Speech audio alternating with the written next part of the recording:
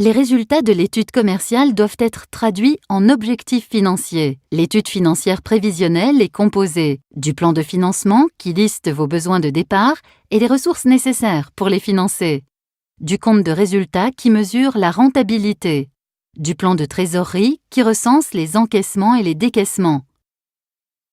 Pour établir votre plan de financement initial, vous devez identifier tous les investissements à réaliser au démarrage de l'entreprise et l'ensemble des ressources à mobiliser pour les financer. Parmi ces besoins, évaluez vos investissements. D'une part, les immobilisations incorporelles, telles que les frais d'immatriculation, le droit au bail commercial ou dans le cadre d'une reprise, le prix d'achat du fonds de commerce.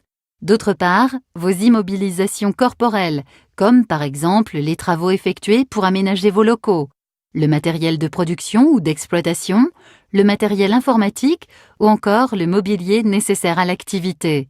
N'oubliez pas les immobilisations financières, en particulier les dépôts de garantie ou caution. Enfin, évaluez le stock de départ et le besoin en fonds de roulement, c'est-à-dire la trésorerie nécessaire pour fonctionner les premiers mois d'activité en tenant compte des délais de paiement de vos clients.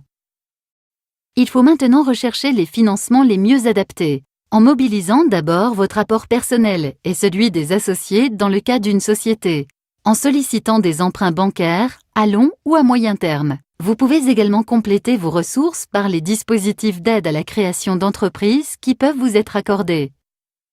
À partir de ces évaluations de besoins et ressources financières, vous pouvez établir votre plan de financement initial. Il représente la structure financière de départ de votre entreprise. Il doit toujours respecter un équilibre entre les besoins et les ressources. N'oubliez pas d'élaborer ce plan de financement sur 3 ans, afin de prévoir la montée en puissance de votre activité. Le compte de résultat retrace l'activité de votre entreprise sur une période d'exploitation. La différence entre le chiffre d'affaires et l'ensemble des charges permet de faire ressortir le résultat de l'entreprise, qui peut être un bénéfice ou une perte. Vous devez établir ce compte de résultat prévisionnel sur 3 ans pour évaluer la rentabilité et la pérennité de votre entreprise. Gardez-vous d'être trop optimiste dans vos prévisions de vente. Faites au besoin 2 hypothèses pour vos comptes prévisionnels. Une qui vous paraît réaliste et une autre plus pessimiste. Le résultat dégagé chaque année par votre entreprise est calculé à partir du chiffre d'affaires, minoré des charges liées à l'activité sur cette période.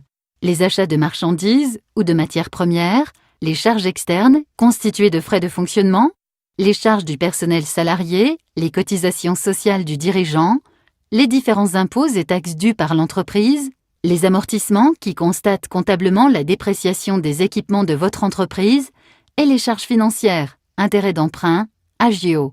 N'oubliez pas de prévoir votre rémunération. Attention, si les charges sont supérieures à votre chiffre d'affaires, vous enregistrez des pertes.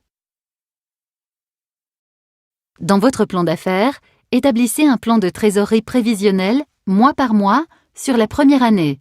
Ce plan de trésorerie reprend toutes les entrées et sorties d'argent mensuelles de l'entreprise. Ainsi, vous pourrez repérer les périodes où vous aurez un besoin particulier de trésorerie et les anticiper. À chaque étape, mais aussi dans vos premiers mois d'activité, profitez des compétences de votre CCI pour vous informer, vous orienter et vous accompagner dans vos démarches et la validation de votre plan d'affaires.